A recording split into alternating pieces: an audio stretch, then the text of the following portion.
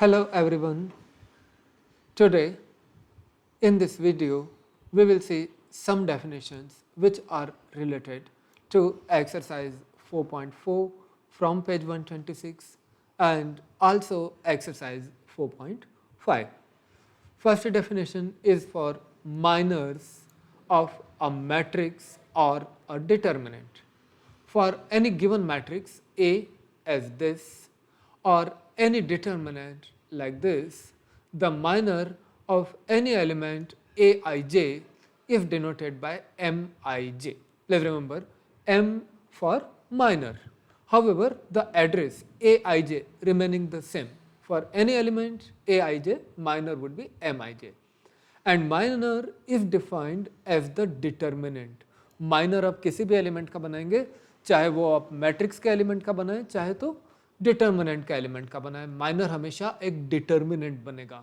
And determinant is obtained by removing the row and column containing the element Aij. जैसा कि आपने expansion of A determinant में किया था, सेम प्रोसीजर है. अगर आपको M12 चाहिए, नेचुरली ये माइनर होगा एलिमेंट A12 का, और A12 का माइनर निकालने के लिए जैसा प्रोसीजर आपको बताया है, आपको A12 को कंटेन करने वाली रो को हटा लेना होगा, A12 को कंटेन करने वाले कॉलम को भी हटा लेना होगा.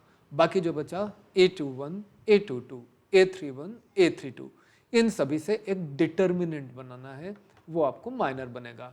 चाहे वो आप इधर से बनाएं, चाहे तो इधर से बनाएं, तब भी A12 वाला रो हटाएं, कॉलम हटाएं, सेम चीज मिलेगा. एक और एग्जांपल लेते हैं. सपोज आपको M21 चाहिए. अगर M21 चाहिए तो M21 जो होगा वो आपका माइनर होने वाला है एलिमेंट A21 का. तो अब की बार आपको क्या करना पड़ेगा, A21 वाला रो को हटाना है, A21 वाला कॉलम को हटाना है. इन दोनों को अगर आप हटा लेते हैं, इधर से क्या बनता है, A12, A13, A32, A33. इनका एक डिटर्मिनेंट बना लेते हैं तो आपको माइनर बन जाएगा. डेफिनेशन के हिसाब से आपको माइनर्स एंड कोफैक्टर्स या तो 3x3 वाले मैट्रिक्स या डिटर्मिनेंट से चाहिएंगे या 2x2 से. अगर आपके पास में मैट्रिक्स या डिटर्मिनेंट ऑफ ऑर्डर 2x2 है, तब माइनर्स तो सिंगल एलिमेंट होंगे. जैसे कि ये वाला डिटर्मिनेंट आपके पास में है M11 मतलब A11 का माइनर. क्या करना होगा, A11 वाली रो को हटा लें, कॉलम को भी हटा लें, एक ही तो एलिमेंट बचेगा. तो ऑर्डर 3x3 में तो ऑफकोर्स छोटे डिटर्मिनेंट आपको माइनर के रूप में मिलेंगे, बट ऑर्डर 2x2 में आपको जो माइनर मिलेंगे वो सिंगल एलिमेंट के रूप में मिलेंगे. M11 A11 का माइनर है, और उसके लिए आपको A11 वाली रो को हटा लेना है और कॉलम को भी हटा लेना है. इसी तरह से अगर आपको M12 का माइनर चाहिए, सेम प्रोसीजर रहेगा. M12 जो है वो माइनर होता है A12 का. आप A12 वाली रो को हटा लें, A12 वाले कॉलम को हटा लें, बचा A21. तो इसी तरह से M12 का वैल्यू आता है A21. इस तरह से आप किसी भी ऑर्डर 3x3 या ऑर्डर 2x2 के मैट्रिक्स से या डिटर्मिनेंट से माइनर्स निकाल सकते हैं. माइनर के बाद अगला डेफिनेशन हमारे पास आता है कोफैक्टर्स का. अगेन कोई भी मैट्रिक्स आपको गिवन हो सकता है या कोई डिटर्मिनेंट आपको गिवन हो सकता है, उसके अंदर से आप कोफैक्टर्स निकाल सकते हैं. कोफैक्टर निकालने के लिए cofactor of an element Aij is denoted by capital Aij. Address again same रहेगा. स्मॉल a होगा तो एलिमेंट सोचेंगे, और कैपिटल A है तो आप उसको कोफैक्टर मान लीजिएगा. कोफैक्टर के लिए एक डेफिनेशन होता है, capital Aij is -1 to the power I plus j into Mij.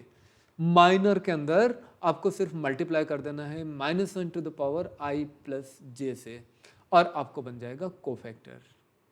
तो कोफैक्टर फाइंड करने के लिए भी आपको पहले माइनर की जरूरत पड़ती है. माइनर को मल्टीप्लाई कर दें -1 to the power I plus j, और आपको हमेशा एक कोफैक्टर बन जाएगा. जब हम एक्सरसाइज क्वेश्चंस करेंगे तो आप देखेंगे कि बहुत सिंपल प्रोसीजर है. और माइनर कोफैक्टर की टर्म्स में भी एक फार्मूला हो सकता है कि any determinant can be evaluated by expanding it with respect to any row or column as determinant A equal to sum of Aij. ये नया फार्मूला नहीं है, पहले आपने इसी तरह से डिटर्मिनेंट्स को हमेशा एक्सपांड किया था, बट ऑफ कोर्स उन चीज़ों को पहले आपने कोफैक्टर की टर्म्स में नहीं लिखा था। यहाँ पर हम इनको कोफैक्टर की टर्म्स में लिख रहे हैं। अगर आप with respect to first row expand कर रहे हैं तो ये जो सिग्मा है, सम है, वो सिर्फ फर्स्ट रो वाले एलिमेंट्स के साथ में एक्सपांड करना होगा, यानी आपको a11, a12, a13 लेना होंगे। और नेचुरली जो स्मॉल ए लेते हैं वही वाला कैपिटल ए लेते हैं। तो अगर इस सिग्मा को आप फर्स्ट रो के साथ एक्सपांड करेंगे तो आपको बन जाएगा a11, a11, देन a12 के साथ लेते हैं a12, a12, a13 के साथ लेते हैं a13, a13। इसी टाइप से आप किसी भी रो या कॉलम के साथ में इसको एक्सपांड कर सकते हैं, और एक्सपेंशन वही मिलेगा जो आपको पिछली एक्सरसाइज में मिला था। इसके बाद में हम आएंगे एक्सरसाइज 4.5 के ऊपर, जो आपको पेज 131 पर दिया है। यहाँ पर आपको बात करनी होगी एडजॉइंट ऑफ अ मैट्रिक्स की। The adjoint of a square matrix A if denoted by ADJ of A. Adjoint का शॉर्ट लिखते हैं हम ADJ, and it is defined as the transpose of the matrix of all cofactors. अगर आपको adjoint चाहिए, क्या करना है, ट्रांसपोज निकाल लीजिए। काहे का transpose? Of the matrix of all cofactors. For example, अगर ये मैट्रिक्स आपको गिवन है ऑर्डर 3x3 का, इसके एडजॉइंट के लिए आपको क्या करना पड़ेगा, ए आई जे वाला, कैपिटल ए आई जे वाला एक मैट्रिक्स बनाना है, यानी कि सारे ही कोफैक्टर्स लिखना है, सारे एलिमेंट्स की बजाय उनके कोफैक्टर लिखना है, फिर उसका ले लेना है ट्रांसपोज। ट्रांसपोज मतलब हर एक रो को कॉलम के फॉर्म में। ये सारा चीज़ें करने के लिए अगर हम डायरेक्ट फॉर्मूला लिख लें तो एडजॉइंट ए के अंदर हमको क्या करना पड़ेगा, एडजॉइंट ए के अंदर आप सारे कोफैक्टर्स लिख दीजिएगा, लेकिन ट्रांसपोज फॉर्म में लिखना है। नॉर्मली अपन मैट्रिक्स को रो वाइज लिखते थे, लेकिन एडजॉइंट ए के अंदर आपको मैट्रिक्स में सारे ही कोफैक्टर लिख देना है, बट उनको कॉलम वाइज लिखना है। a11, a12, a13 ऐसे लिखिएगा, a21, a22, a23 ऐसे लिखिएगा, a31, a32, a33 ऐसा लिख लेंगे तो एडजॉइंट डायरेक्ट आ जाएगा। एडजॉइंट फाइंड करने का हमारा प्रोसेस क्या होगा, हर एक एलिमेंट का आप कोफैक्टर फाइंड करिए। जब आपने सारे कोफैक्टर्स फाइंड कर लिए तो जस्ट उनको कॉलम वाइज लिख लीजिए। तो using this particular formula adjoint A आप हमेशा फाइंड कर पाएंगे। और अगर एक स्क्वायर मैट्रिक्स ऑफ ऑर्डर 2 है, adjoint can also be found directly. एक फिगर छोटा सा याद रख लें, तो स्क्वायर मैट्रिक्स ऑफ ऑर्डर 2 में तो आप एडजॉइंट को डायरेक्टली फाइंड कर सकते हैं। प्रोसीजर होता है interchange first and fourth element, change the sign of other 2 elements. Adjoint A निकालना हो किसी भी ऑर्डर 2 वाले मैट्रिक्स में, क्या करिएगा, ये दोनों एलिमेंट्स का a21 एंड a12 का तो सिर्फ साइन चेंज कर लीजिए। a12 को आप लिख लीजिए निगेटिव, और a21 को भी आप लिख लीजिए निगेटिव उसी जगह पे। इन दोनों का तो चेंज साइन करिए, और ये जो फर्स्ट एंड लास्ट एलिमेंट है इनको इंटरचेंज कर लीजिए। इंटरचेंज करना मतलब a11 की बजाय आप a21 ले लीजिए, a22 ले लीजिए, a22 की बजाय a21 ले लीजिए। Changing the sign of second third element and interchanging first 4 elements, adjoint a direct आ जाता है ऑर्डर 2 वाले किसी भी मैट्रिक्स के लिए। ऑर्डर 3 के लिए ये लॉन्ग प्रोसेस है, ऑर्डर 2 में भी ऑफकोर्स आप ये वाला प्रोसेस लेकर के फाइंड कर सकते हैं। ये प्रोसेस भी बहुत सिंपल है, आपको हर एक एलिमेंट का कोफैक्टर लाना है, फिर कोफैक्टर्स को कॉलम वाइज लिख दीजिए, एडजॉइंट बनेगा। ऑर्डर 3 का भी बनेगा, 2 का भी बनेगा। 2 में अगर आप चाहें तो ऑफकोर्स ये वाला शॉर्टकट आप यूज़ कर सकते हैं, चॉइस आपकी है। इसके बाद में हम थोड़ा आगे चलें तो हैं प्रॉपर्टीज ऑफ एडजॉइंट। एडजॉइंट के अंदर कुछ प्रॉपर्टीज होती हैं। Adjoint of A B is equal to adjoint of B into adjoint of A. आप देखेंगे कि इनवर्स ऑफ अ मैट्रिक्स में भी ऐसी ही प्रॉपर्टी होती है। दूसरी प्रॉपर्टी है ए इंटू एडजॉइंट ए, मल्टीप्लाई कर दें तो determinant A into identity matrix of the same order आता है, और इसके अंदर आप ऑर्डर भी चेंज कर सकते हैं। ए इंटू एडजॉइंट ए का जो वैल्यू मिलेगा वही आपको एडजॉइंट ए इंटू ए की वैल्यू भी मिलती है। डिटर्मिनेंट ऑफ एडजॉइंट ए की value determinant A to the power n-1 करके मिलती है, डायरेक्ट फाइंड कर सकते हैं। Adjoint of a constant into A करेंगे तो lambda raise to the power n-1 into adjoint A मिलता है।